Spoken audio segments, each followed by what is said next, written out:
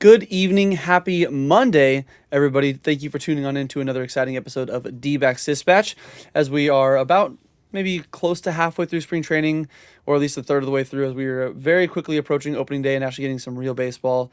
And I'm just super excited about it. But we have some other things to talk about today, and don't you worry, we'll be talking about some actual regular season games here very quickly, a lot quicker than you can even think. But appreciate you guys all tuning on in here. Let us know that you are in the chat if you're listening to us after the fact. We appreciate you as well. Any questions that we have, obviously for Gabe, Brandon, it's meant for you guys as well. We want to get you guys' input. So whether in the live chat or listening to it after the fact, let us know down in the comments.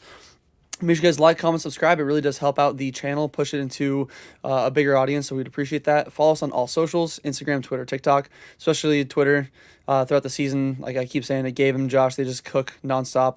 Make sure you also go over to azsnakepit.com. It's the place that you want to be if you're a D-backs fan. There's a ton of great writing over there, whether it's our man Josh, whether it's our man Jeff, or just any other writers over on the pit.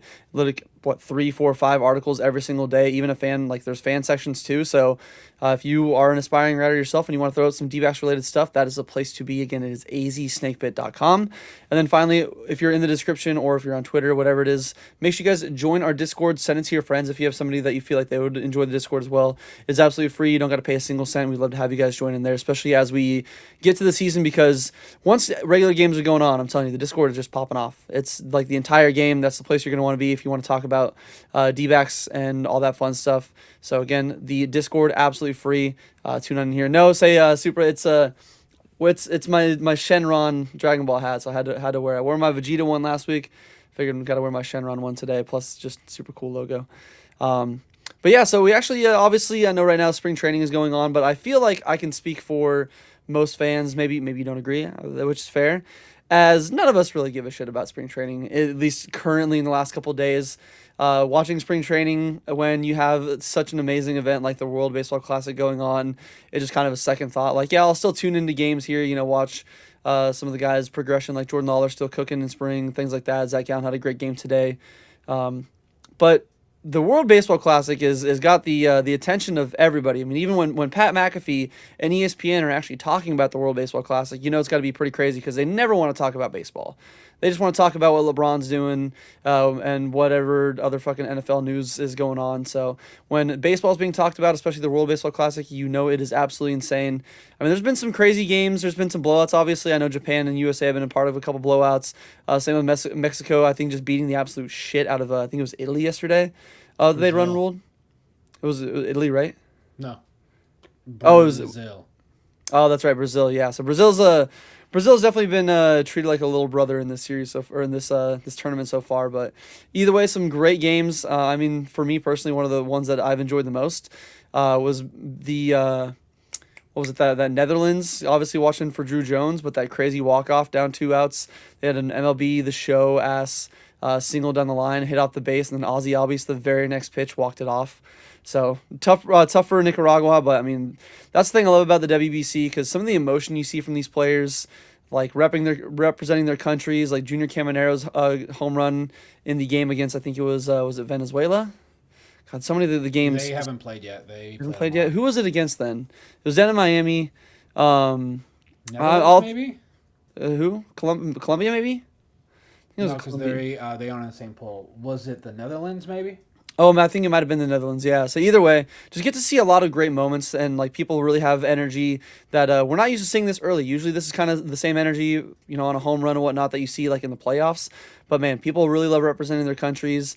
It's just great to see in general. I mean, we get to see the best that each country has to offer, and we're going to see some surprising names. I mean, I know Stuart Fairchild, former D-back legend over in Japan, was kind of carrying Chinese Taipei for a little while there. So that was okay. Actually, Taiwan. Let's call it really what they are. It's Taiwan. Helped carrying Taiwan for a while there. Like, there's been some fun names, some names you don't expect. But in general, what we've seen so far in the WBC, I think, is just an absolute W for baseball. It was hard to top the 2023 one. I think the best one of all time was the 2013 one with Adam Jones catch. And I feel like this one so far is on track to be the best World Baseball Classic we've seen. And I'm excited to see as we get to the end of pool play and we get to, the quarterfinals and all that. But passing on to you, gentlemen, here. out of all the teams you've seen so far, like I said, for me, it was that crazy Netherlands comeback there, the walk-off from Ozzy Albies. Has there been a particular game or maybe a moment from any of these games that's kind of stood out to you that really, kind of gets you juiced up just to watch and be like, man, like, I've been missing some actual meaningful baseball in the last. Yeah, I think for me, it's basically any and every game. Like, it doesn't matter how bad some of these teams are, just the fact that a lot of the fans are really pumped up. But I mean, it's a little unfair, I think, but just seeing Team Japan just absolutely decimate a lot of their opponents. I know they just beat Korea. That was probably the closest one, but seeing that team is just so incredibly complete. What we saw today with the U.S. and versus Mexico, Mexico, they really struggled offensively. Japan has a better offense than Mexico, and the fact that the U.S. was only able to put 5 runs across the board, three of which came off of just one singular pitcher. Like I mentioned in the comments, I was like, or in our group chat, I was like, they're starting a 37-year-old who hasn't played Major League Baseball like in 20 years. So, I mean, he was playing with with the Shanghai Sharks or whatever the hell Chinese team he was with, or Korean team. I don't know what he was with, but so just seeing how strong that Japanese team is, part of me was hoping the U.S. could take this one. Although, like I said, I'm partial to Mexico as well. But this was one of those things where I was just like, the U.S., they got Aaron Judge, they got Bobby Witt, they got all Paul Skeens, Skubal. They have all these all-stars, and they struggle today. And I'm seeing that, and I'm like, man, if it comes down to Japan versus the U.S. again, you know, I feel like, we might see some repeat champions again, especially with Shohei Ohtani, who's absolutely going off. It seems like you wake up, or at least I wake up at 5 in the morning, and I see that the game is still on, and I see like, oh yeah, Shohei hit a home run or grand slam or did this or did that, and it's just like, yeah, that's who Japan is. They have a lot of great players, but yeah, in general, I was just excited to have meaningful baseball because, as much as I love baseball, after the first couple of weeks of the spring training, it becomes a slog. I think the NFL, for the most part, does it right, where they have, 2 weeks of preseason? Or I think they extended, like, all the time. It was, like, one, now it's two, and now it's They three. do 4 games. No, it's three. It's 3 games, and the last week they don't do anything. Yeah, Okay. it's like the bye week or whatever, but for everybody. But, yeah, with the NFL, they do that sort of thing. So it's 3 games, gets everybody excited. But with baseball, there's so many games, and it takes so long. You're talking about a month and a half, almost about a month and a half Close, yeah. worth of games. After the first few weeks, you're kind of like, all right, like I'm tired of seeing Joe Schmo at third base, for the last 7 innings. Like, I want to see the starters. I want to actually really care about who's playing. I know it's been talked about a lot, like in the other Dbacks podcast, like PHNX or the Snakes Territory and all that. That when when you have what, seven out of your 9 players out, which is Santana, Cattell, Perdomo, Arenado, Alec, Corbin, you're basically just left with whoever's in left and Gabby, who are the only two quote unquote starters on this team, and so it's just not very fun. And we'll talk about it later when it comes to the roster moves as well. My thoughts on that, but yeah, it's just the fact that we have meaningful baseball. It matters. It's fun. It's exciting. Seeing the fans just going off, and you see all these clips on social media, whether it's Team Mexico, Japan, whatever, like all these different chants. And I think that's something that's sorely needed in the U.S. Like, I know college is really good at this, like having all these different chants, but at least from the major league level, when it comes to baseball, football, basketball, like there's really not that sort of environment, and I think it's severely lacking. And it's a lot of fun to see how other fans and how other countries truly care about this. And with these Bryce Harper comments about saying like, oh, it's not the Olympics. I'm like, yeah, but this is still the biggest baseball competition. The Olympics for baseball, it's 6 teams. That's nothing. Like, that's a walk in the park. Like, you're gonna automatically get a gold medal just by showing up at this point. With the WBC, it's a lot harder. There's the Dominican team is just nasty as well. Their pitching just isn't the best, but they're going to score damn near 20 runs every single game. So I think it's time for everybody to really shape up, and we're getting closer to the end of the pool play, and it's going to get more intense from here. Yes, you definitely brought up some comments there that we'll touch on here in a second with Bryce Harper and his whole thoughts on the WBC and all that, which I think it's nice seeing a lot of people that are like, I don't know, man, like I disagree with you on that. Not just fans, but players in general. But yeah, say the Team Japan's always so fun to watch. I mean, when Yamamoto and Otani are over there, like that I don't know, that country just eats, sleeps, and breathes baseball. Like it's so fun to watch. I even watched the Baseball Doesn't Exist video a couple years ago on just how baseball is over there, like the lifestyle. Even in the Little League, it's like a full time job there. So you can definitely see why they produce the talent they do. Team DR is absolutely stacked. I mean, when you have the second best shortstop in all of baseball, Geraldo Perdomo, as your 9-hole hitter, and you're putting up what, like 10 runs. I know it was in the exhibition game against the Tigers, but when you're putting up like 10, 12 runs with Vladimir Guerrero Jr. going like 0 for 4 with 3 Ks, it's kind of insane just to think, how stacked that team is. So I would agree. I think USA, if their lineup, pulls what they did today against Mexico, it'll be a little scary if they're going up against, the DR or, maybe potentially against Japan in a finals appearance. But and it's just so fun, man. Like just needed some kind of meaningful baseball to watch. And it's also fun to see some of these names. Like, dude, seeing Didi Gregorius still doing it for the Netherlands at his age. So I mean, even defensively, he still got it over there. He made a couple of nice slick plays over there. So love seeing Didi play still. Just in general, I'm loving seeing what we're seeing out of the World Baseball Classic. And it's something that I get why we only do it every 3 years, but sometimes I wish we got it every year. Sometimes I wish we got it every year. It would make spring training, because I think it's also great for these players. Like Merrill Kelly mentioned, I think even 23, how it kind of helped get him ready for the season and ready for some high intensity environments. So having it every year would be nice. I get why we don't, but in general, it's so fun to see. But Brandon, passing on to you, my friend, what are your general thoughts so far on what we've seen out of all these teams in pool play? Has there been a specific game, moment, or a player that has kind of stuck out to you so far and made you go, man, this is why I love baseball? Junior Caminero has been so much fun to watch. He's had 2 home runs. The entire DR vibes in every game is it's just amazing. Like you can tell that this team is different, because the last WBC they didn't even make it out of pool play, and I think that was something that gave them a chip on their shoulder. So, like, it's insane. Like that, you have a lot of guys who are the top of their position.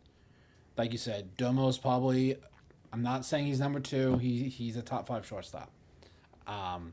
You got Juan Soto, you got Fernando Tatis, you got Vladdy, you got Manny. Like, those are all guys that are at the top of their position.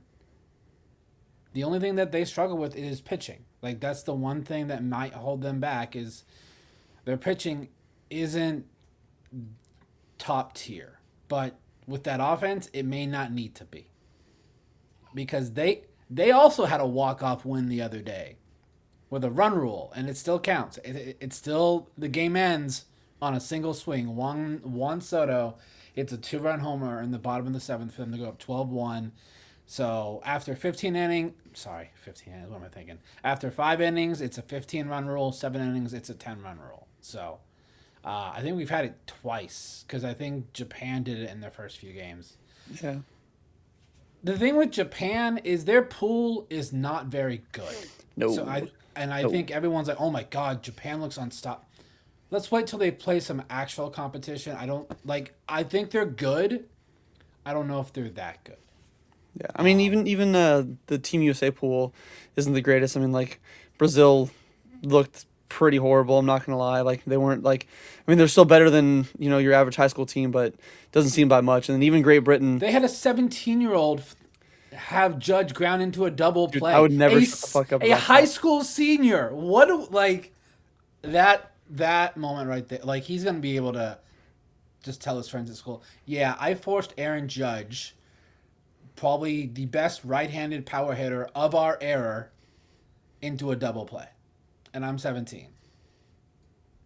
I would every day bring it up to my teacher, raise my hand. Say, oh, I don't have a question. Remember that double play? Yeah? Okay. Thanks. Move on. So, yeah, but no, this World Baseball Classic, like, I love the World Baseball Classic. I think every version has gotten better and better, because you're seeing more and more of these guys that want to play for their country. Some of them probably shouldn't because they're just not playing well, and some of them just. Why did you even say you're going to play for the team when you played one game, Tarek Skubal? Yeah, let's say that. Yeah, that. And then he said today, oh, the decision was hard. Was it? Or was it Scott Boras who told you, you're pitching one game because you're not sacrificing $400 million? But to me, I'm it's like, how is it any different? They're than already them going to be pitching 33 games. Yeah, like what's the difference in spring going right and now? doing opening day? Like pitching is pitching. Like if anything, this is going to get you ready for opening day more than a spring training game will be. And what was weird, in his one outing, he gives up a homer on his first pitch. I mean, that's the only bad pitch he had, but still, I thought it was really funny that he gave that up to Great Britain, who, again, gets one win, and that's enough so they don't have to qualify for the next one because they get the one win. Yeah. But no, I think overall it's been really fun. One team that's actually stood out to me is Cuba. Cuba's actually, they, I believe, are in second place. Yeah, they're in second place right now in Pool A. They got one game left. Canada has 2 games left. So they could technically overtake them. I think Canada plays both. I think they play the Cuba and Puerto Rico. Yeah, tomorrow. So I think they've already played Panama and Colombia. Canada plays Puerto Rico tomorrow. Puerto Rico really has nothing to play for because they've already won their pool. Oh, because they beat Cuba, huh? So they have that like tiebreaker. So, and then Italy plays U.S. tomorrow, and then Canada plays Cuba on Wednesday. So depending on what Canada does, because Cuba's 2-1, Canada's 1-1. So even if Canada loses, they beat Cuba, I think it comes down to least runs given up. That is the one weird thing that's a little bit different because I know that was even the game today for I think it was Team Australia against was it Korea? I think it was Team Australia against Korea where like Bazana hit had an RBI single to make it like 6-2 and it's like, oh, they're keeping their hopes alive and it's like, what do you mean?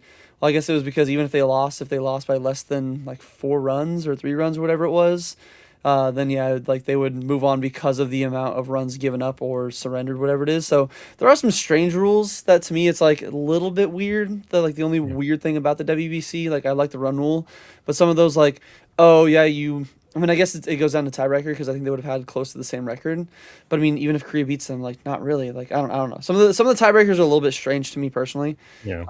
But I get why they happen in place. And Scott Mack is asking here if the U.S.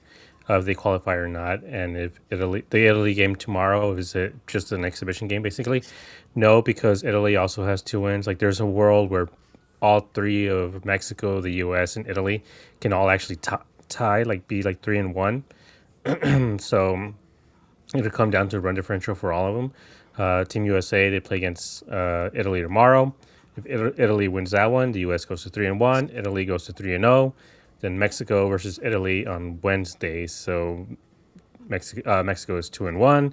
If Italy is 3-0, Mexico wins 3-1. So you could have very positive. There's still a lot to play. Team USA hasn't put up as many runs as like I know Mexico and Italy both have had a run rule, I believe. So I think that might leave USA looking on the outside. I mean, like there's a really real possibility that the 2 teams that make it out of there could be Mexico and Italy. Like the U.S. could be left out. So, when we talk about teams not getting too cocky or anything like that, like you really, really have to play all these games as much as you can. You got to be able to take on runs because if you're not doing that, that run differential could come back and bite you in the ass. In this case, I was just bringing up saying that I thought that Great Britain had a chance because of Jazz. What did he go like 0-9, 0-12, whatever the hell he is? He had an RBI ground out today. Yeah, he's like 1-12 or whatever the hell he is. So great start he said that they were gonna shock the world. I'm like, you definitely shocked us by how bad you are. Yeah, at least their numbers or their uniform lettering stayed on their jerseys this time. On like 23 when they were literally peeling off. Yeah, Yeah, their jerseys this time are a lot better. and Scott is First also thing I bringing up noticed. the fact that how many restrictions the U.S. team has for everything. For the most part, all the other teams kind of have free reign over their pitchers and their position players. But we've heard a lot is from especially from the U.S. and from Dero is that there's a lot of teams that are just telling him like, all right, so well, you got to put in this guy at some point. He's got to get some work in. Like Goldie's on the bench. I'm like, all right, we got to bring him at some point. But if you're down, you're like, do you want him out there? Do you want Bryce out there? Same with the pitchers. Like they had Mason Miller technically back there. Like they had a couple of really good relievers back there. But why didn't he use them? Maybe they're just on innings restrictions. Maybe it's too soon to use them. Same with the other pitchers. Like at least in Mexico, they just don't have starting pitchers.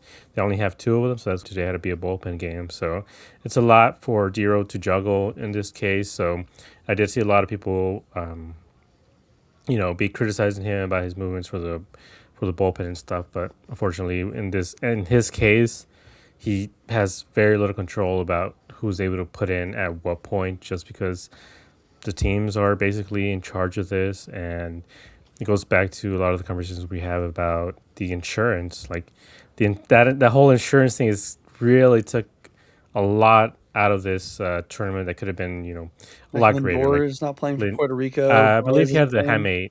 the hamate injury.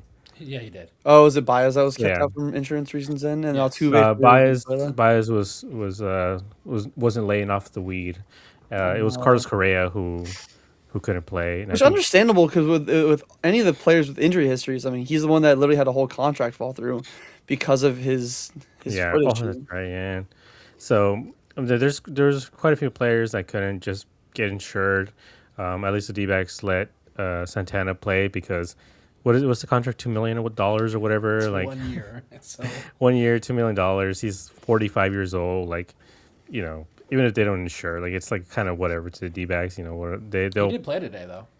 yeah, but he's been playing. So again, it could have been even greater, but unfortunately, that's just kind of we have to put up with. I mean, I honestly would have liked maybe to see Zach Gallen be one of Team USA's pitchers, but I think because Boris once again was like, "Hey man, you're taking a 1 year Yeah. deal." 1 year deal, it's a late contract. Like it wasn't going to be feasible for him. But hopefully for the next one, they figure out this insurance stuff and we can see more of the actual stars out there. Yeah, so I do think that the limitations will kind of handcuff us because I even know that Scott's bringing up earlier after that other comment saying if we put a rookie to start in the championship game, obviously if they make it, a long way to go there. But if they do make it and they have a young name or an unproven name, not sure how they'll fare against a lineup like Japan or the DR. But I mean, we still have Logan Webb. I mean, he's no slouch. He's still a really solid pitcher. Matthew Boyd, like, he's okay. We saw him get knocked around a little bit by Mexico today. I know Jaron Duran, I think, had 2 home runs off of him. Yep. So, like, it's not the best options, but there are at least some, pitchers that we can still go into. But I do agree. It is a little bit unfortunate. I just wish other teams would embrace it. Again, I get it because they're not playing for their team. They're not playing them, or paying them, like, tens of millions of dollars to go play for a different team that doesn't actually win them anything in the long run. But I do like some of these teams are like, hey, man, use our pitcher. Like, I don't know what the limit on Skeens is. I know there is some kind of limit, but I mean, I'm hoping 65 pitch limit in pool play. Yeah, so I'm hoping that, which I'd rather have a limit on pool play than like hey, you're pitching one game and then you're coming back to camp, which is like, dude, that's super lame. But I do want to bring up I know I said it earlier to Cruz, but left on base too often is asking why the gentleman in the middle is wearing a Mariners hat. That was the D-back show. Don't worry, it's I'm a big Dragon Ball Z fan, anime fan. They did a bunch of Dragon Ball collabs. Literally, I got this one right here. Don't worry, I got the D-backs tattoo on me, so I'm not just any old. Here, if it makes it better, I'll put on the D-backs hat. There we go. Now we're cooking with gas. Now we're all okay. We don't have to worry about this. Me representing. Plus, at least it's the Mariners. They're basically the D-backs like American League team with how many trades we make with them. But yeah, I think it kind of, I know Gabe mentioned earlier, kind of leads into the second topic we had, at least about the WBC, in where I guess some teams kind of treat this as exhibition games or it doesn't really mean that much. But I mean, when you see these players, like we mentioned, the DR or some of these other guys, just what it means to have their country, on their jersey across their chest representing them. guys like Bryce Harper, maybe if he actually started treating it like the Olympics, he wouldn't strike out 3 times in a game. But Bryce Harper, I think their comments after Brazil, he said WBC is great, but it's not the Olympics. Went on to say no disrespect to the WBC or anything, but everybody knows when the Olympics are on, everybody is watching. Which I get to a certain degree, yes, for every other sport, but let's be honest, there was a reason why the Olympics were taken out of, or baseball was taken out of the Olympics. One, it's in the summer, which it's in the middle of the season. No one's going to let their players go away from actual regular season games. Like in spring, it's like cool. Like we're not doing anything yet. Like you can basically go have a spring training extra warm up, but for the Olympics happening in the summer, like there's no break. Teams don't just have an extra 2 weeks to go. Hey, go play in the Olympics. Here you go. So that's kind of the reason why they took it out, because teams weren't bringing their best forward, especially the Team USA. Like I mean, I don't think I can name. I know it was a little bit before my time, or at least a little bit before I started getting really into watching more than just the D-backs. There's not many Team USA teams for the Olympics in the last couple of years, or when they still had it in the Olympics, that you can really name. But like I can name, a lot of the WBC rosters and a lot of the guys that played on there, like the Ian Kinslers, the Stantons, the Adam Jones. Like the WBC, in my opinion, is bigger than the Olympics just with baseball, because you get a much better representation. There are more countries involved. I think, like Gabe said earlier, with the Olympics, you get 6 teams going. So you're pretty much, if you have a team, even like USA, Japan, DR, you're basically already guaranteed going into getting a gold or silver. Or at least here, like, even like Gabe said, where, yeah, Team USA is 3-0 in the standings, but there is still a realistic chance if they lose to Italy and, they don't put many more runs, they could be on the outside looking in. I think that this just is a better overall for, what we can see out of each kind of country. And like I said, maybe if you would actually treat these games like the Olympics, we wouldn't see him going, 0 for 3 with 3 strikeouts. And looking, again, I think Bryce Harper's a great player still. Former MVP, 2-time MVP. Looking like that bat speed is definitely not what it was the last couple of years, especially when he was in DC and all that. But in regards to Bryce Harper's comments, do you think that you can kind of see where he's coming? Do you think that maybe it's a little bit more of like a I guess, quote unquote, boomerish take, as like, oh, like, these games, this is not the Olympics? But like, what is your whole take on what Bryce Harper had to say about the WBC compared to the Olympics? I think it's not even necessarily a boomer take. I think this is just a purely American take. Like if you look anywhere online or even on sports radio, like especially American sports radio, a lot of them have this weird mentality that this is like, oh, this is exhibition. We're too good for this. America is too good for the WBC, even though they won one. Yep. 2017. Japan has 3, I believe. The DR has like 1 or 2. Like the U.S. hasn't dominated this. They just got embarrassed by Japan.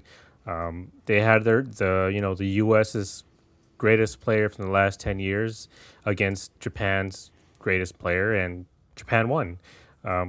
The fact that everyone just started to think like, all right, like, well, now we got to actually compete, getting Aaron Judge and some other guys to actually join. Like it showed like, yeah, a lot of these guys, for the most part, they really do care.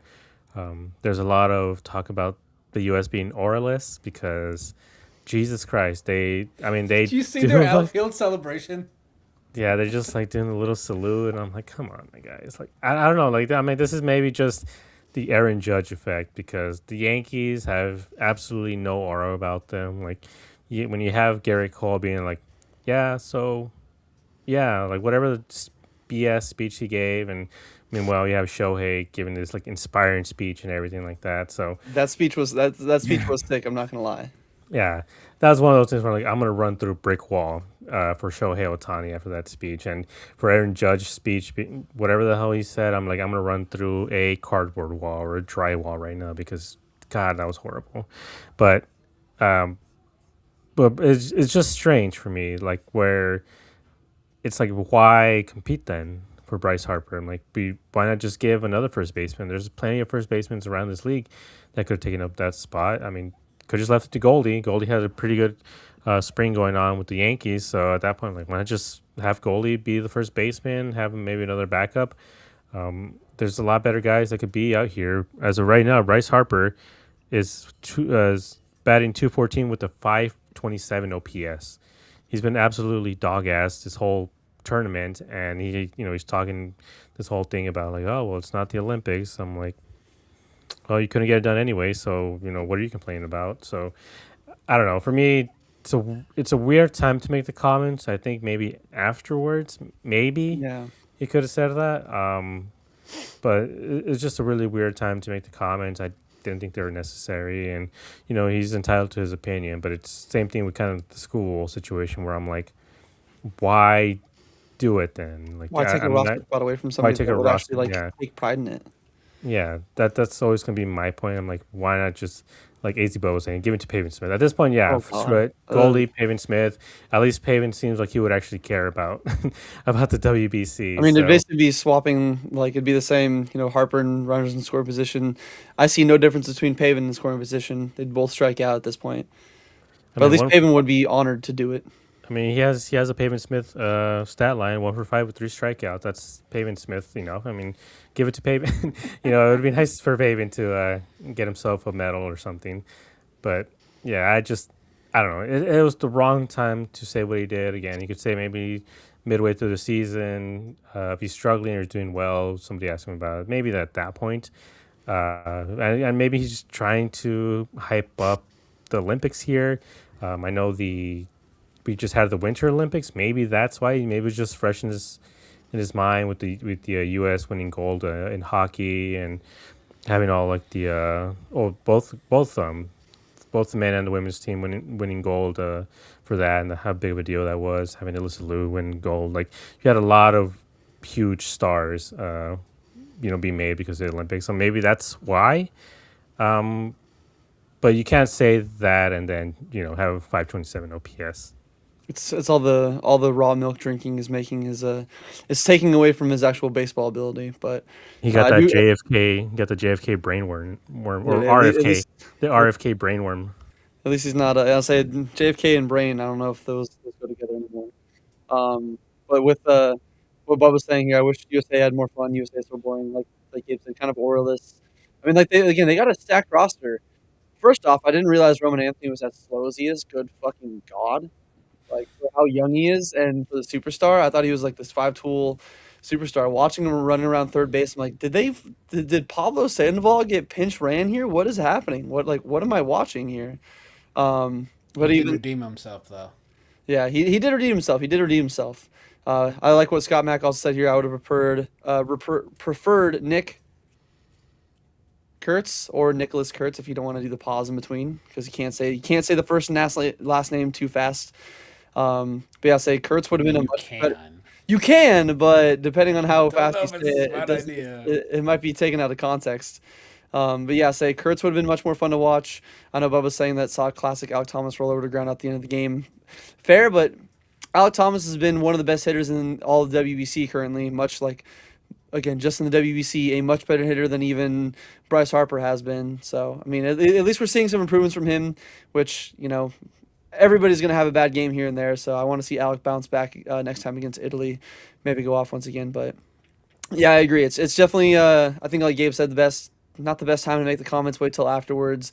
I get you're trying to hype at the Olympics, but if you're not gonna, take full pride in it and actually like truly treat it like it's the big event that so many other countries are, don't take somebody else's roster spot and waste everybody's time. But Brandon, passing it on to you, what are your kind of whole thoughts on what Bryce Harper had to say? Are you on the same boat as Gabe, and thinking that maybe not the best time to do it? Do you kind of see where he's coming from? Do you think there's some truth into what he's saying, or do you think it's just a hey man, like, get entitled to your opinion, appreciate it, but like, no, you're wrong. I think he's so used to Olympics being the thing. Like, we've only had the WBC for what, 20 years now, so it's not something that a lot of people are used to. Like, they're so used to the Summer Olympics. So I just think it's something that he grew up watching. So it's more important to him, and I think that's a lot what those comments were. It was just something he just feels like it's more important to him. So, like, if you don't have passion, why'd you agree to be on the roster? So that's like, the comments were what they were. It's not that big a deal. Most people are going to forget it in like a week or two once the season starts anyway. So I just not sure that it was the right time to do this. Yeah, so I think it's, I think you brought up a great point. Maybe it's just because he's played, I think, on Team USA, like the A18U Team USA team since he was like 12 or 13. I mean, he was basically like I don't know if it's the right comparison, but borderline the LeBron of baseball, where like the dude was on Sports Illustrated covers in high school in Nevada and was hyped up as like the next greatest thing ever. And like that's why he was taking number one overall. So maybe it's just different to him. You know, maybe he's been wearing like the USA jersey for so long that he's like, yeah, it doesn't really mean anything if it's not the Olympics. Which I can somewhat see where he's coming from, but I'm definitely on the side of, man, like this is if this isn't for you. Like if you're not here to get as hyped as all these other countries are, like sorry, like this is why some of these other countries are playing well, because they're treating these like actual meaningful, real like tournament playoff games other than just it's just a warm up to get me ready for spring training for the real 162 grind. Like I don't know, man. It seems like it's kind of taking the wind out of the sails for a lot of the Team USA fans. But now that I guess the final thing on the WBC before we actually get to some actual D-backs news here, as again it's in spring training, so there's a couple things here and there. Zach Gallen went 3 innings today, so we could always bring up some individual performances that we've seen over the last couple of days. But again, not many games I've been watching because I've been kind of focusing on the WBC.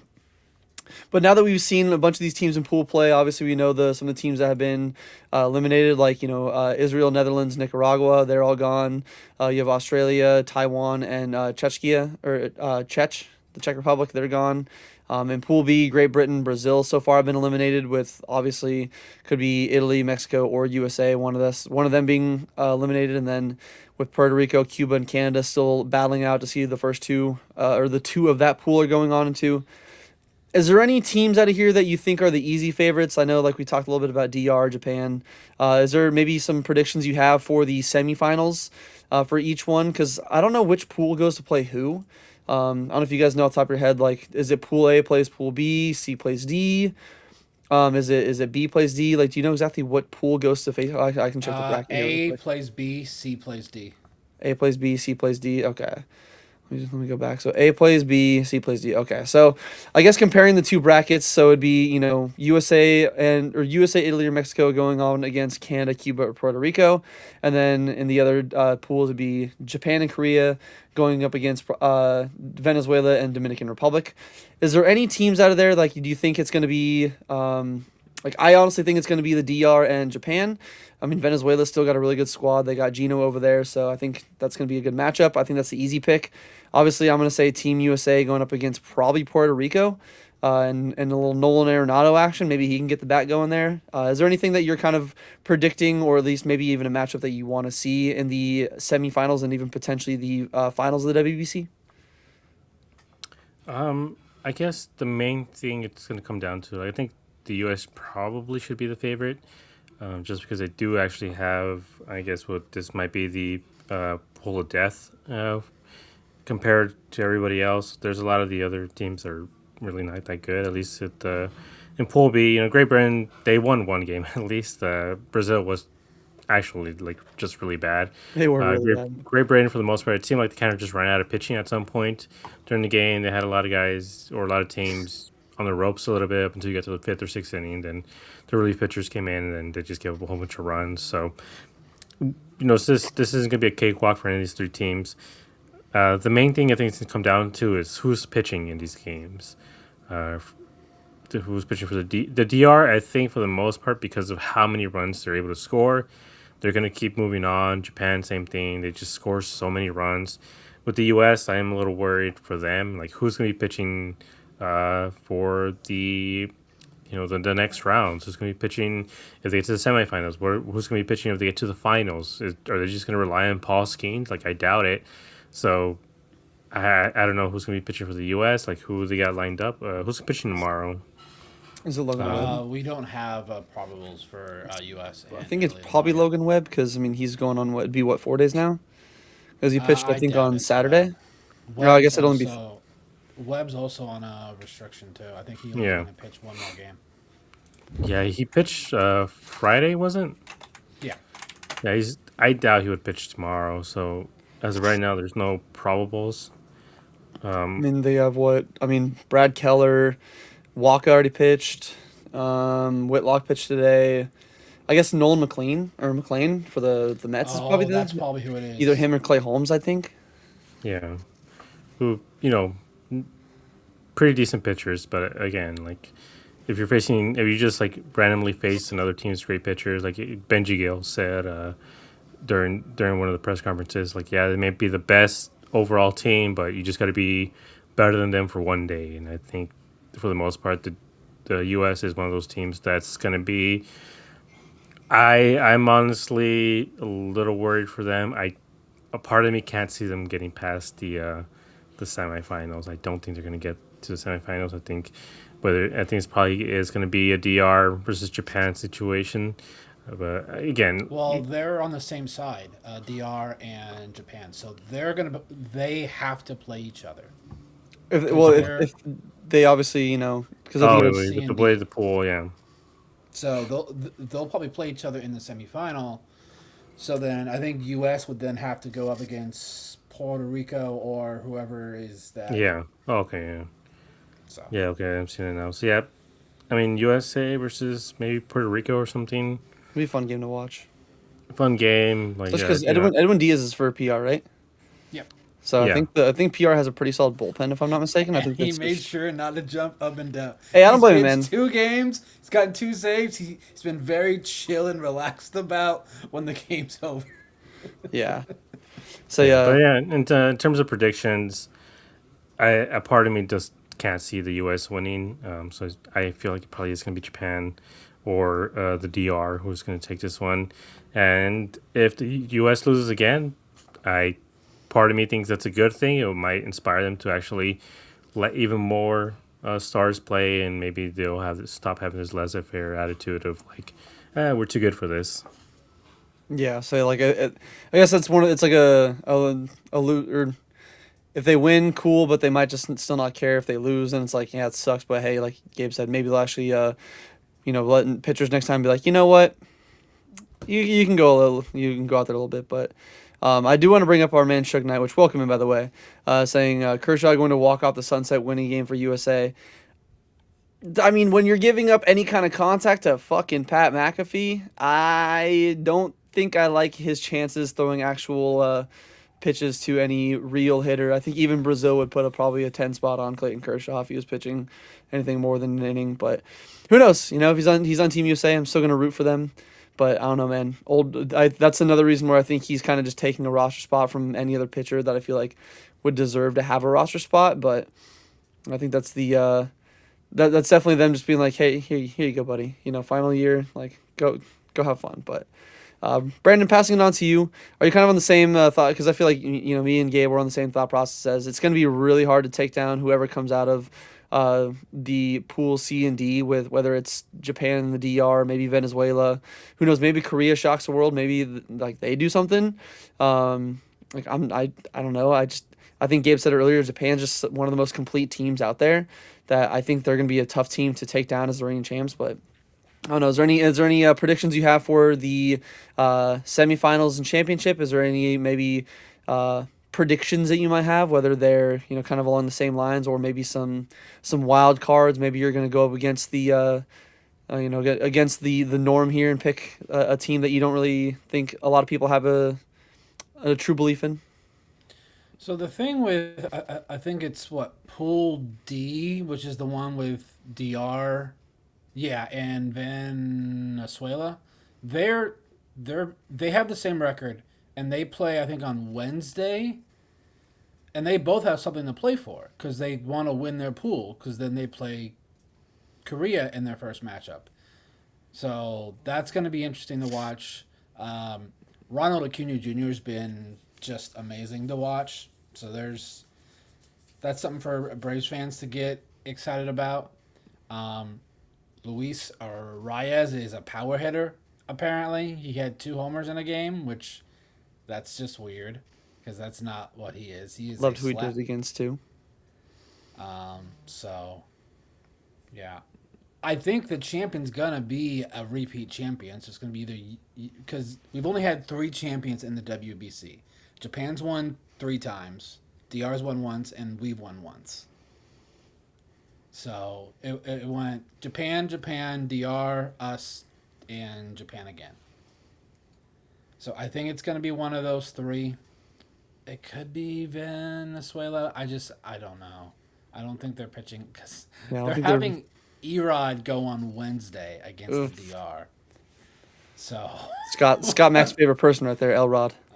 so it's going to be interesting to watch. But U.S. still has something to play for. Like, it's just so crazy to think that you could be 3-1 and you don't make it out of your pool. That's crazy to me because you're going to have Pool C with Korea at 2-2. And then potentially Cuba, Canada at 2-2 make it out of their pool. That'd be crazy. I just don't think anyone expected Italy to be this good. I mean, they've had 2 games. I think they play The espresso shots, man. They've also played Great Britain and Brazil. So take that what you will. Everyone is beat up on those 2 teams. USA, Italy, and Mexico have all beat up on those 2. So, because that's, I believe, who Mexico's 2 wins are against is Great Britain and Brazil. So, yeah, they're beating up on the teams that they're supposed to. So, I'm always going to say U.S. just because I love my country. So, I'm going to... When it comes to sports, yeah. When it comes to sports, fuck yeah, go USA. 99% of the other time, I'm like, I don't know, right? Yeah. So I think it depends because I think Italy plays us first, so they'll obviously be trying really hard. And I believe they're coached by Mike Piazza. I think, if I remember right. Sense. So I think U.S. wins tomorrow, goes 4-0. I'm very curious because Japan has one more game. Are they gonna? Like, how many undefeated teams are we going to have going into the knockout round? Because then you got to finish it. Because that's the only way to get it done once you make it to that knockout round. So I think there's a lot. I think there's still a lot to play for a lot of teams. I want to see a U.S. versus DR final. That's personally what I want to see. That'd be fun. In the finals. Just no matter who wins. If the US wins, cool. If not, Cattell and Perdomo get to be on the championship squad.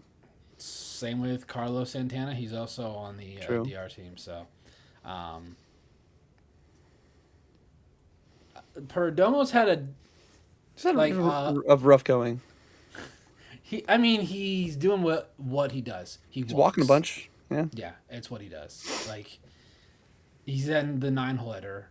And, like, he knows I don't need to drive in runs. I just need to get on base for the guys at the top of that lineup because you got Fernando Tatis Jr., Juan Soto, Ketel Marte, Vladdy, like, right behind him. So he's like, I just got to get on base. So I just singles and walks, and they'll do the rest. Yeah, I think that'd be an electric final. But the thing that's been at least in my mind throughout this entire thing, especially today after watching again Turtle ass Roman Anthony get thrown out running like MLB The Show drop his speed to 25. It's got to be, there's no higher than 25. It can't be. It just made me go, man, could you imagine Corbin Carroll out there? That'd give Team USA some aura. He would have got there standing up. Yeah, he would have scored standing up. Like, dude.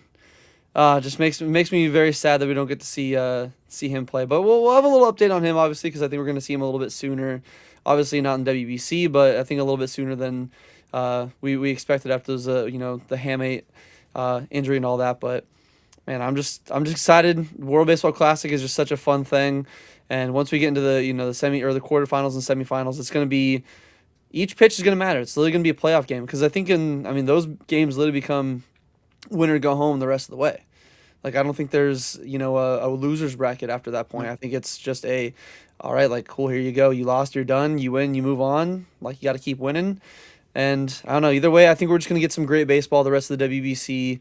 A lot of electric moments. And I think whichever teams go on, I think I'd say at least majority of the teams have a really solid case on, why they could go all the way and win it all in the WBC here. But I'm just excited to watch along and be a part of the ride. But going into some actual D-backs news here today, obviously with the WBC going on here, like last year in spring training, this would have been what most of the show is about because it's spring training. We look for any news. We got some more reassignments, some more actual D-backs roster moves as now we move along here in spring. We're seeing some more guys, optioned, sent down to minor league, reassigned to minor league camps, whether they're, cut from the team or whatever. We're seeing the roster get trimmed down. So no more, 80, 85 people in the dugout there. It's starting to go down a little bit thinner as the D-backs did on the pitching side and the fielding side. Lighten the load a little bit. You got guys like Mitch Bratt, Juan Burgos, Cole Drake, Grant Holman, who I think we picked up off waivers from the A's, and then Jose Fernandez. They were all optioned. I mean, Jose Fernandez has been so fun to watch, so I'm not surprised about him, but I'm just glad we got to see him in spring and see, get to be a little bit more familiar with his name. And then the names that were actually reassigned to minor league camp, you have Carrillo, Hayden Dirk, Junior Fernandez, Spencer Geising, who got touched up a little bit against the Reds the other day, my God. Taylor Rashi, Lou James Groover, Christopher Tornin, and then two of the ones that kind of surprised me a little bit was Tommy Troy and Ryan Walshmit. I figured Tommy Troy would have gotten a little bit longer. I mean, he's had a phenomenal spring. So I think out of these names, seeing that Tommy Troy's there, I know Christian Robinson is technically in the WBC, so he can't be optioned yet. I figured with him still playing there, Tommy Troy would have gotten a little bit longer of a look here, but with him and Waldy down, it seems like the pathway for Christian Robinson to win that fourth outfield spot is a little bit wider here, and I'm not really surprised by some of these moves, but at the same time I am, like I said, Tommy Troy. But I'd say the rest of the moves here I'm personally not surprised in. But looking at the list here, whether it's a fielder, whether it's a pitcher, is there any names that you were either surprised seeing, kind of re-optioned or reassigned to minor league camp, option down, or a name that you're gonna, at least track along a little bit? Like I said, Jose Fernandez, I think, is a name that me personally, I'm going to track his progress throughout minor league this year, see, how high he can get. Maybe if he scorches through the minor leagues, maybe we see a September call-up for Jose Fernandez potentially. But is there any names you're going to be, kind of watching here now that they're no longer in spring training, or any names that you're a little bit surprised they were reassigned this early? Sorry. I don't know. I wasn't surprised by some of these names. With Jose Fernandez, I know he's been doing really good so far, but I believe he's only been up to Double A. In Double A, he had like a 720 OPS or something like that. He apparently did put on a lot more weight since last season as well. So he is kind of grown into his body. He is still very young. I believe he's only 21 or something like that. So he's very young. He still has a long way to go. He's a guy who can really develop into an actual power hitter, which he wasn't in the minors. Again, he's an Amarillo with a 700 OPS. Like, that's not what you want to see. He has a good average, but 700 OPS in a place like Amarillo is not going to cut it. Like, you got to be at 900 plus or even 1,000 OPS in the minor leagues in order for you to move on to the next spot. I'm curious where he was moved exactly, if he was moved to AAA or Double A. But in terms of the other guys, I truly wasn't surprised with Tommy Troy and Waldschmidt. Like, I know that's two guys that a lot of this fan base wanted to see come opening day. Tommy Troy to be the infield. Again, he would have to play behind Cattell, which he's not going to get a lot of playing time behind Cattell. Like we saw with Jordan Lawler, like just absolutely no time there at all. We did think maybe he could get the utility role that Blaze probably had up until he got traded. But this team is probably going to go with Vargas. He just has a lot more experience, and he has played all over the diamond, for the last decade or so. So, but I want to put up some numbers for both Tommy Troy and Ryan Waldschmidt. It's not just that this team doesn't want to start the clocks early. It's just that I think they really do need a little bit more seasoning before they get called up.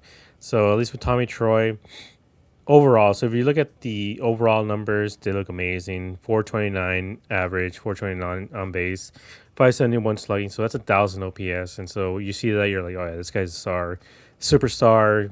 Give him the Rookie of the Year. But you break it down, in his 28 at bats, he has 0 walks. This is spring training. Like, there's guys who can't find the zone, the entire game, and he hasn't taken a single walk. He has 9 strikeouts. He has an over 30% strikeout rate just in general. And I know this is kind of an ESPN type of stat, but if you take away his hits, he has 28 at-bats, take away his hits, he has 16 outs. So he's made 16 outs so far in spring training.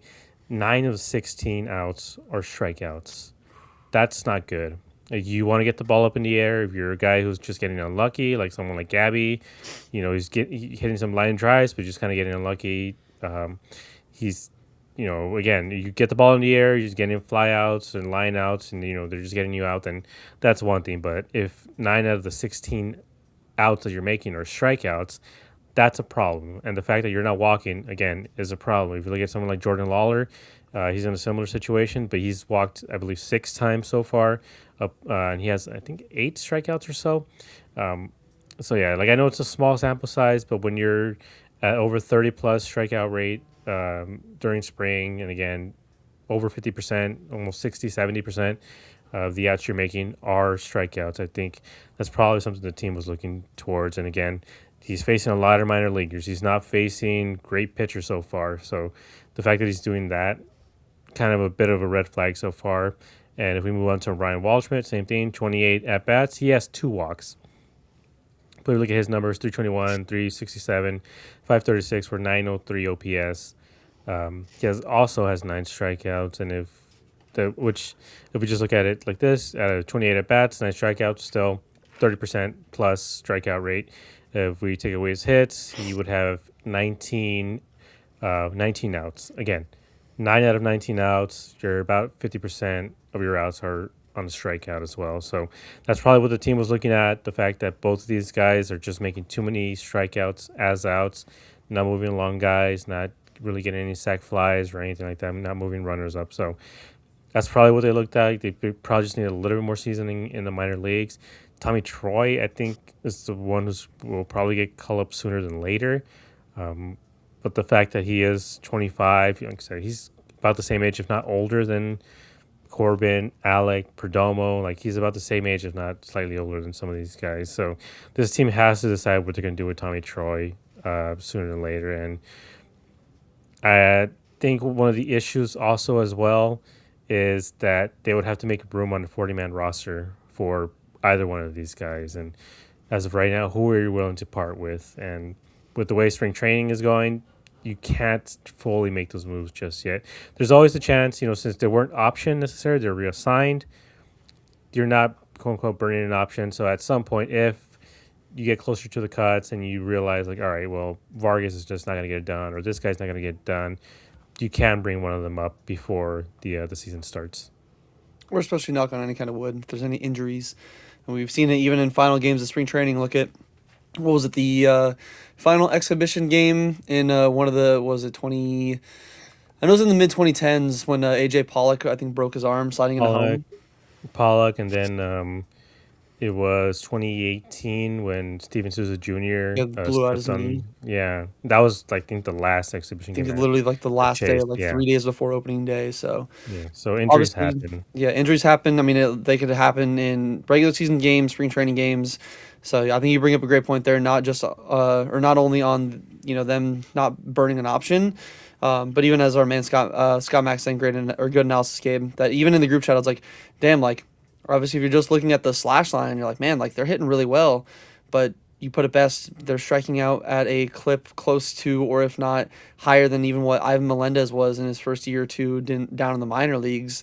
And if they're facing mostly minor league pitchers here in spring training and they have that high of a strikeout rate, it's one of those where you're like, yeah, man, like, get that into like the mid-20s and we'll be like, okay, cool. But if you're facing the same kind of hitters or same kind of pitchers you're going to see down in the minors, and like, yeah, you're hitting this well, but if you're still striking out that much, like, we know the D-backs, the chaos ball and all that fun stuff.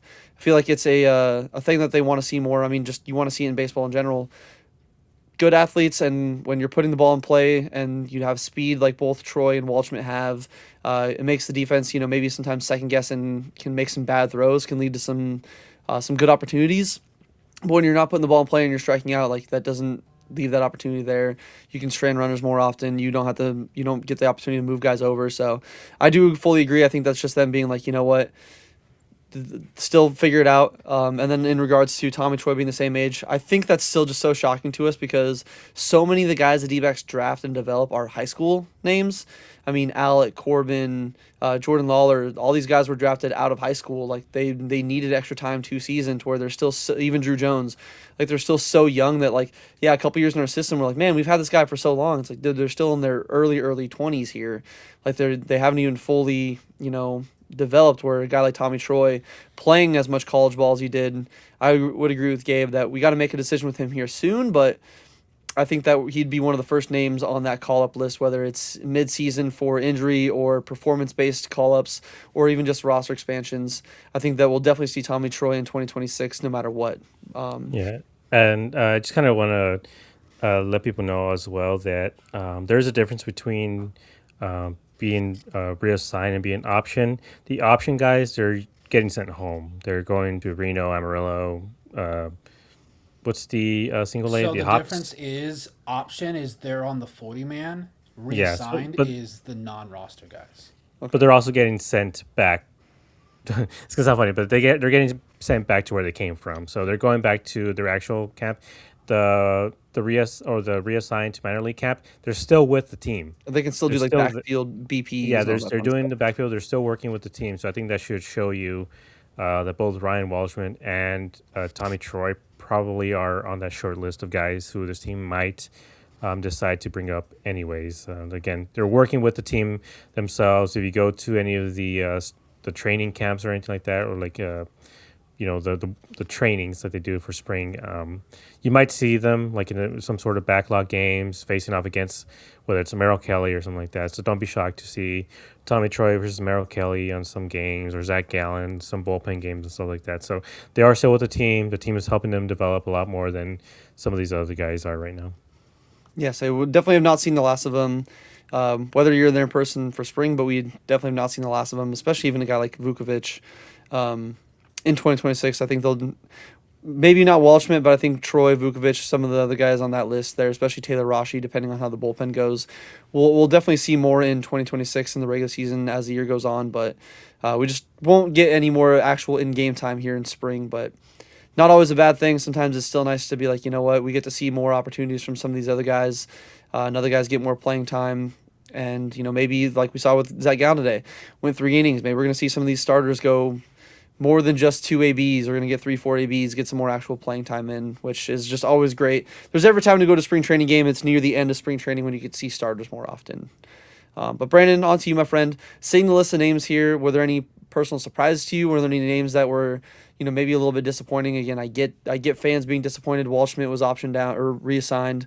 Like, I totally understand it. I think that we can all realize, like what Gabe said, why it's happening. It was a big long shot, even him making the squad. But the names that kind of surprise you, any names that you're going to be, keeping tabs on here as we're going to see them get their minor league season started here a little bit after opening day for Major League Baseball? I mean, all these guys I knew weren't going to be on the opening day roster. Like, I knew, even though how much I wanted Tommy Troy and Waldschmidt to be on the opening day roster, I knew that they weren't going to. Mainly due to the fact of what Gabe brought up. They're striking out just a little bit too much. Lou James Groover, it's his defense at third base. I have not been impressed with his, he has struggled there at third base defensively. So I'm like, yep, there's another one that's not surprising. Rashi is, I don't think he's ever been good. When he was pitching last year, it was every outing would be like a 20-pitch inning, and my butthole would clench. I'm like, I can't do it. I think he just didn't have enough video on him to really know what he'd be throwing him. So, I am bummed about Jose Fernandez. I thought he had he was barreling up the baseball. He murders the ball, making solid contact. But it's like Gabe said, he's 21, 22 years old. There's no reason to rush him up here, and he hasn't been above Double-A.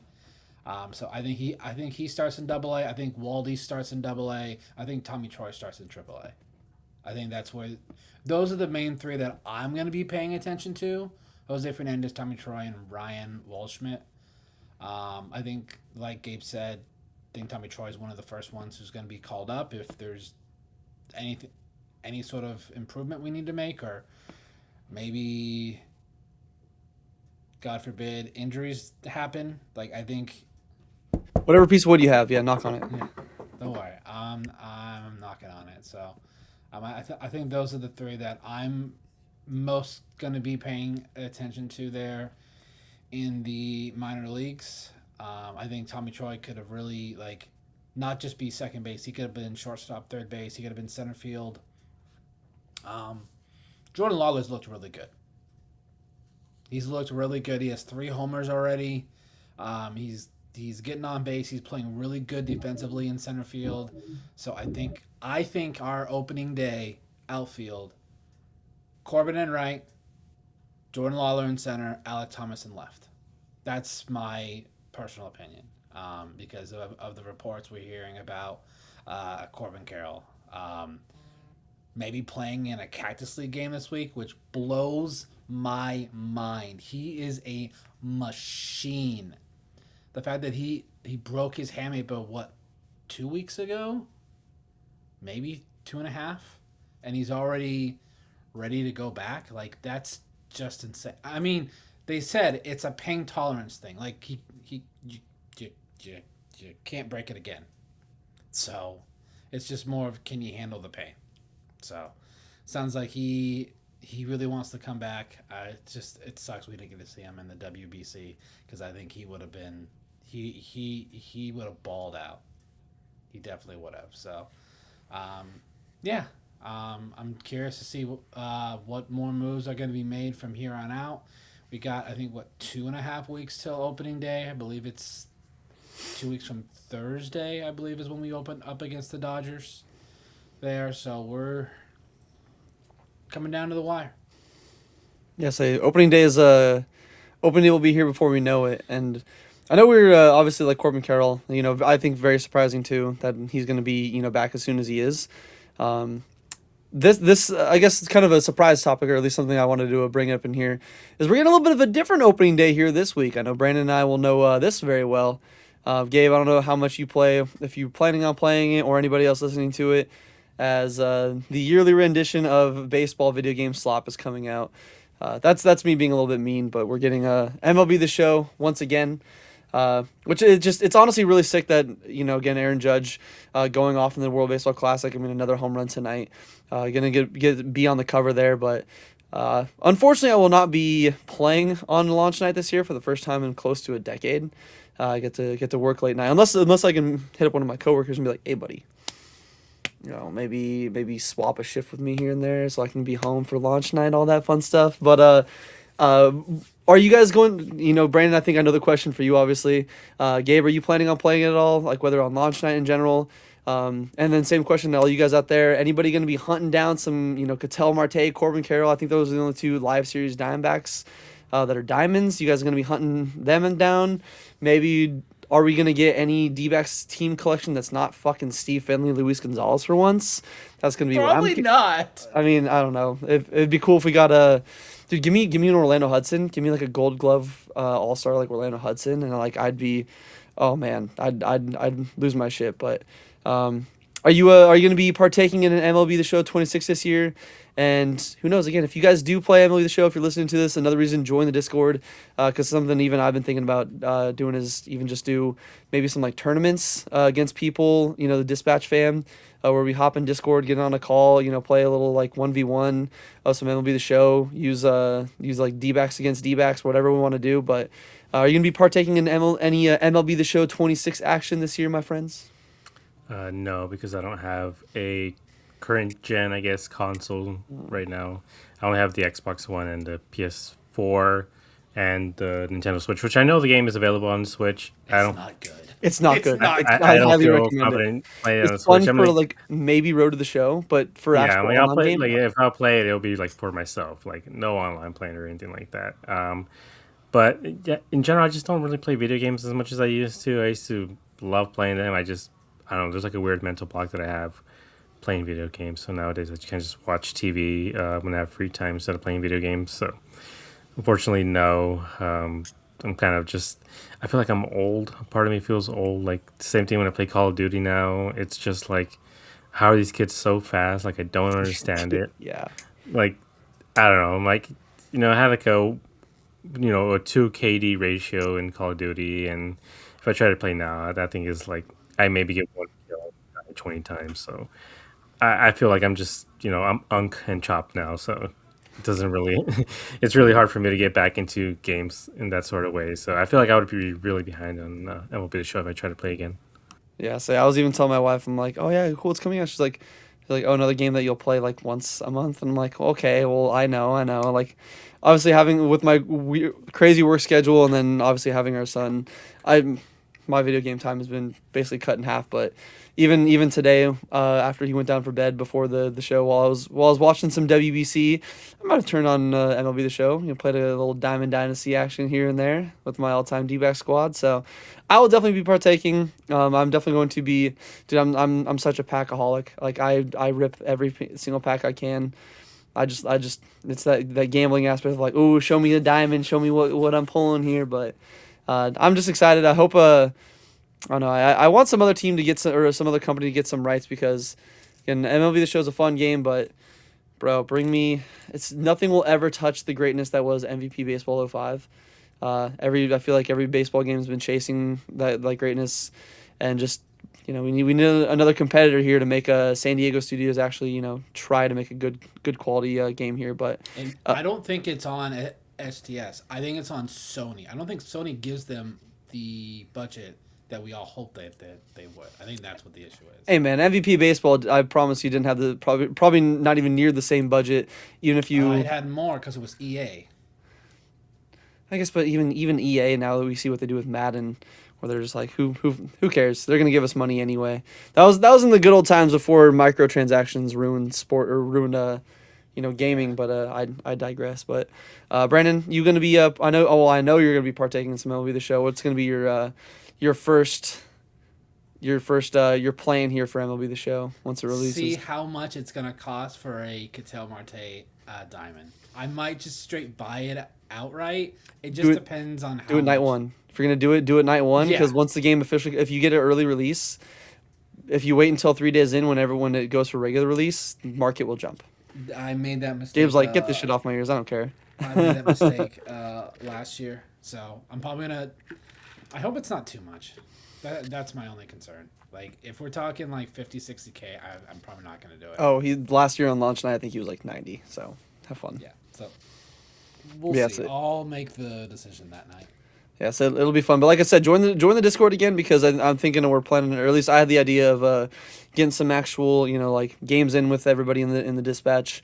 Maybe do like a little mini tournament, and whatnot, where whether it was an actual prize, maybe we try to get like tickets or whatever, or the prize could be bragging rights and all that. Maybe you can do like a fun fancy banner for you on there. But either way, that's where you're gonna want to be. Join the Discord for all that fun stuff. But to address what Scott's saying, why is it not on PC? It's just cheating. Like, they already have a problem with cheating on PlayStation, where you put it on PC, it's just going to lead to way more cheaters than you can even imagine.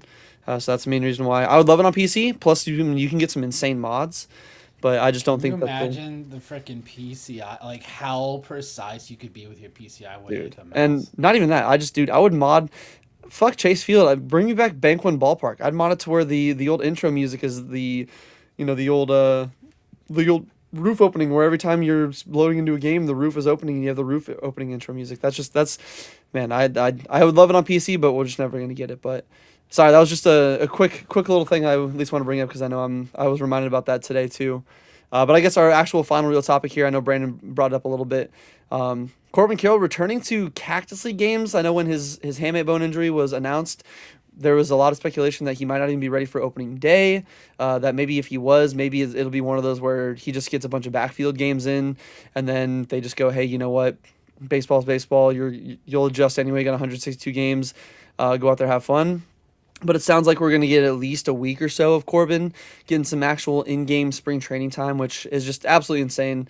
I know I'm trying to remember which one you guys brought it up, not even just in the last show, but even tonight, saying that you can't re-injure your hamate bone. It's more of just a pain tolerance. Like, it's not like a muscle being torn, or a tendon having to be repaired. It's just they take it out, and then you kind of got to readjust to however your swing is and all that. But are you personally surprised by Corbin Carroll being like, this returning this fast? I mean, we all know what kind of competitor he is, how it seems like nothing will stop him when he has his mindset on something. But I'm personally a little surprised that the team is even, going to give him the chance to play a couple games here uh, going into spring, and they weren't just going to be like, you know what, opening day, if you're ready to go, we'll let you go, but we're not going to risk it. But are you personally surprised that we're going to potentially see Corbin Carroll actually get some spring training time in here in 2026? No, because when you when it happened, there's a lot of reporting going on. Someone's dad, I can't remember who it was. Maybe it was Tommy Troy. I can't remember Nope, someone's Tim dad. Tower's dad. Tim Tawa, there we go. Tim Tawa said that his dad said that it took him about 3 weeks or something like that to be basically like ready to go again. And this is about the timeline from that. It's about 3 weeks, but Corbin didn't stop training during that time. Like the day after the surgery, he was already, banging the wall, annoying whatever office workers were, working there. But he was getting his work done anyway, so he's basically ready to go. Anyways, it's just kind of just rehabbing that hand, seeing how it feels. Whether it's pain tolerance or anything else that he just needs to do is this one is just probably gonna be fast tracked.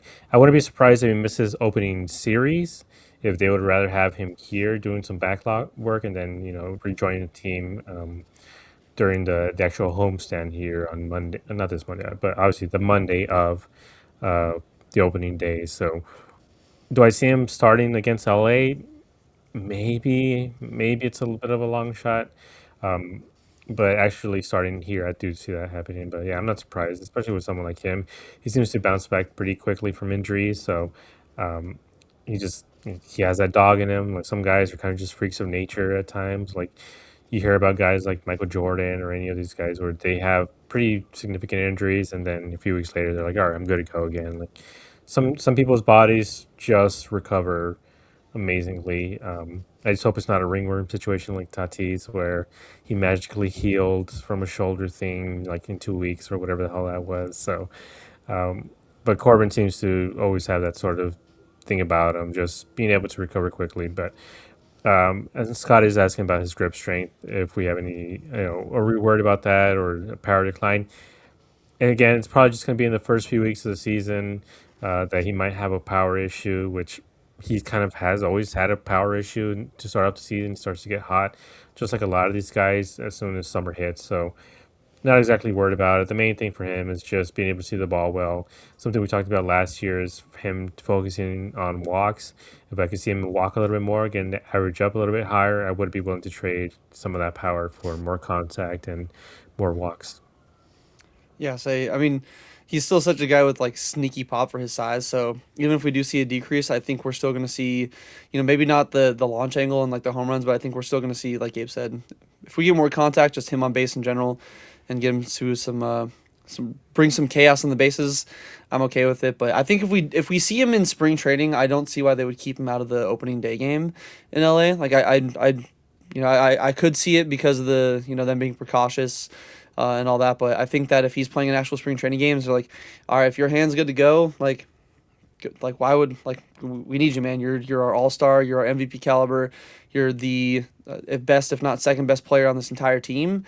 Like go out there and it might as well just get the swings in now and just get yourself more used to it and just get out of the way now. But I think it's one of those where we're not in those discussions. We don't know what their actual plan is. We're just gonna kind of have to wait and see. But Brandon, passing it on to you. Are you surprised personally that Corbin is going to be potentially returning as fast as he is?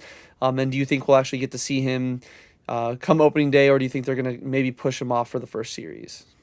I'm a little bit surprised. Like I thought maybe he'd be ramping back up like as we're approaching opening day, so maybe he missed that first series. But the fact that he's like ready to go, he literally said he wants to play in 10 Cactus League games, which would basically be almost the entire rest of spring training. To me, is just mind-boggling.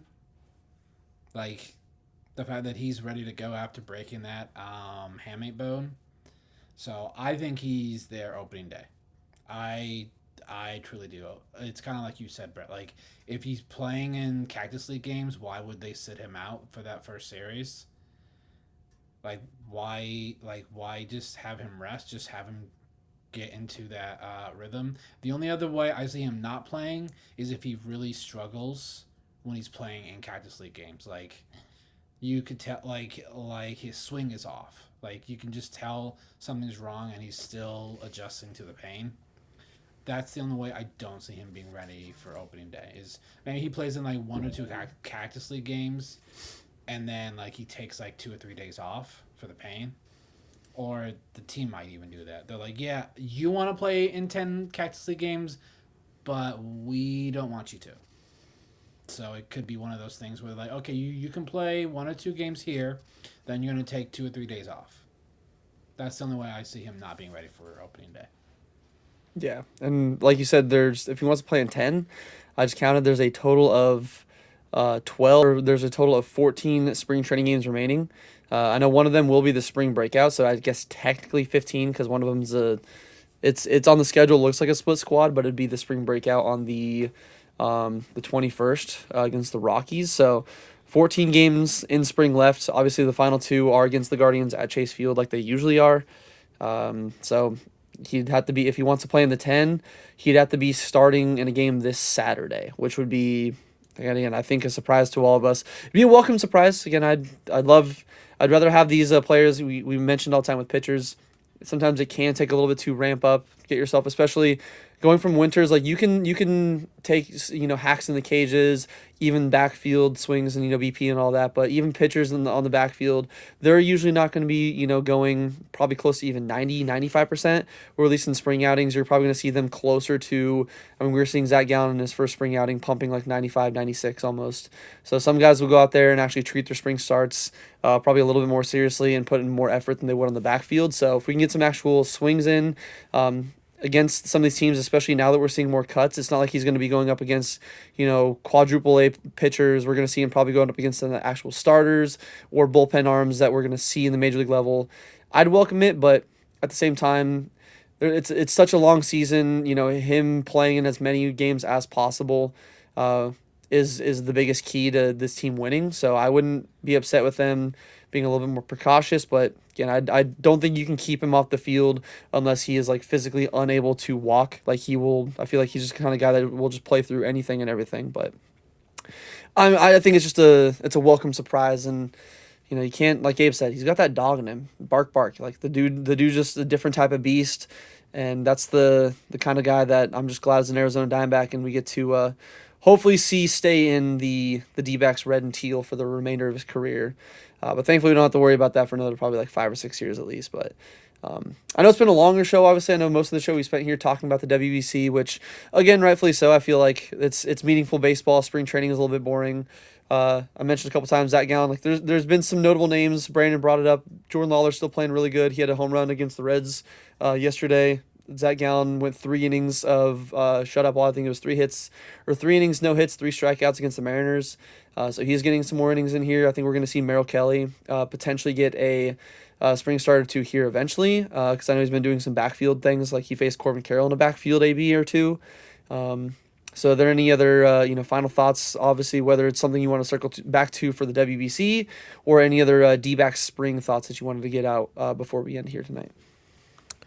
I kind of just want to bring up some WBC drama, some Mariners drama. I don't know if you guys saw that Cal Raleigh refused to shake Rosarena's hand. Has been a couple of posts about it, not just posts about it, but talk about it as well, since the Australia catcher didn't want to greet the I can't remember what team he was on, but he also did. What? Oh yeah, was it Taiwan?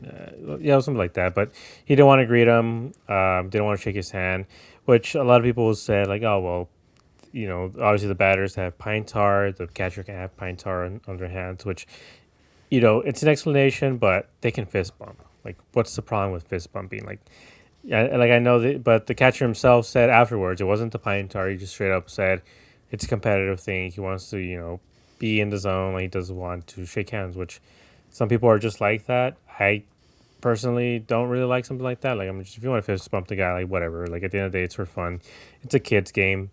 But today, Cal Raleigh didn't want to shake Rosarena's hand. They are teammates in Seattle. Um, Again, a lot of people made the excuse of, well, he doesn't want Pine Tar. There's no reason why Cal Raleigh couldn't just fist bump him. I I think think it it was was, more him just being a goofy teammate. It's like, nah, it's like, hey, we're yeah, teammates, but like, not tonight, buddy. Not tonight, buddy. yeah. But at some point, he could have just fist bumped him. Like, there's no issue with that. He could have fist bumped him. But he did make a comment after the game that was just posted a few minutes ago. Um, he said, like, well, his parents raised him right. They greeted me at the hotel. They said it was great to see me, blah, blah, blah. But then they asked him about, like, what about Cal Raleigh? Like, what would you have to say to him? And he said, he can take his good to see you and shove it up his ass. Like, that's straight up what he said. So, Respect, some people respect. said it's sarcasm, but he did seem really bothered by the fact that he didn't want to shake his hand or fist bump him. I mean, being teammates, I mean, why can't you just hug your teammate or give him a what's up? Like, I know it's a competitive thing, but all right, like, come on, don't get too full of yourself. I think it could also be one of those where, obviously being a teammate for maybe a year now, because I guess year and a half because Randy was traded there at the deadline. Maybe it's one of those where, I mean, it happens even in real life.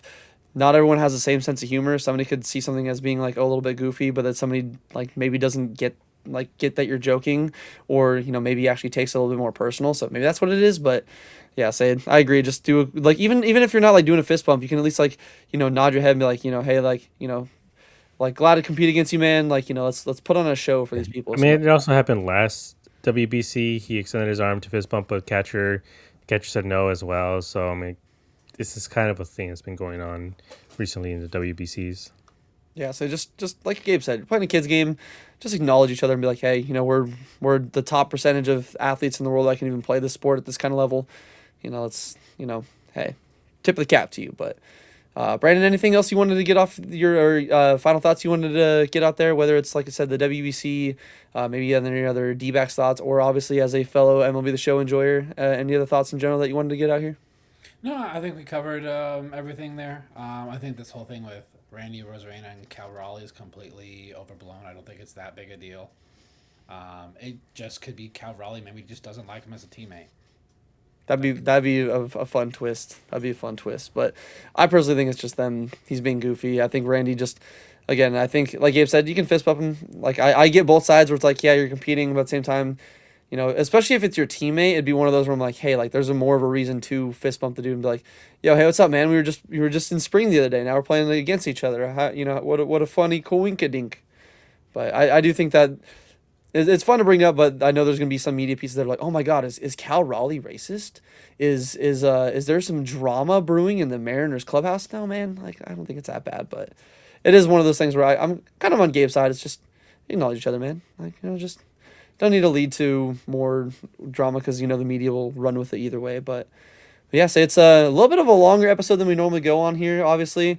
But either way, we do appreciate you guys all tuning in here. Obviously, everybody in the live chat, Scott Mack, our man Suge Knight, Bubba. Let's see who else in there. Our boy Oscar as well. Which Gabe, how's your game the other night? By the way, how'd your game go? We lost. Very frustrated with the way the defense played. So Man, sounds like a. So and D-backs offense. in April and May last year. Yeah. So it sounds like you need to go get an. I mean, auto- we did play against the best team in the league. We had them up to the fifth inning when the defense fell apart completely, and the offense didn't help much either. But hey, we were competitive against the best team for a long time. They just need to practice a lot. Yeah, that's fair. That's fair. But yeah, so yeah, if you guys are don't follow Game on Instagram and all that, follow him too because I know he posts whenever they're playing their game. So if you guys have the opportunity, go support our boy Gabe. Shout out, go there, get a little fan section going there, maybe get in the other team's head a little bit, and all that fun stuff. But either way, we appreciate you guys all tuning on in here for another fun episode. Again, if you're listening to this after the fact on the YouTube side, leave comments, your thoughts on any questions, anything we talked about here tonight. Love to get you guys involved. Join the Discord. That's the best place to be involved, especially outside of the show, during games, spring training games, regular season games. Discord is the place to be. And then also the other place to be is azsnakepit.com.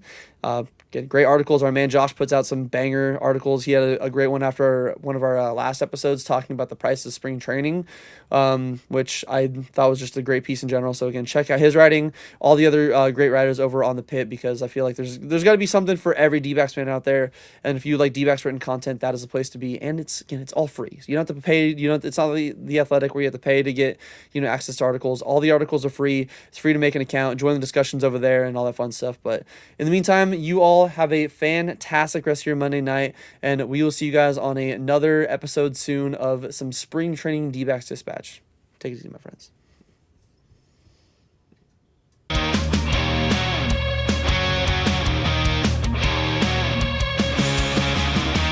Under the lights, the game goes down. Desert heat, but we own this town. Brett and Gabe on the call, with Josh in the back, bringing it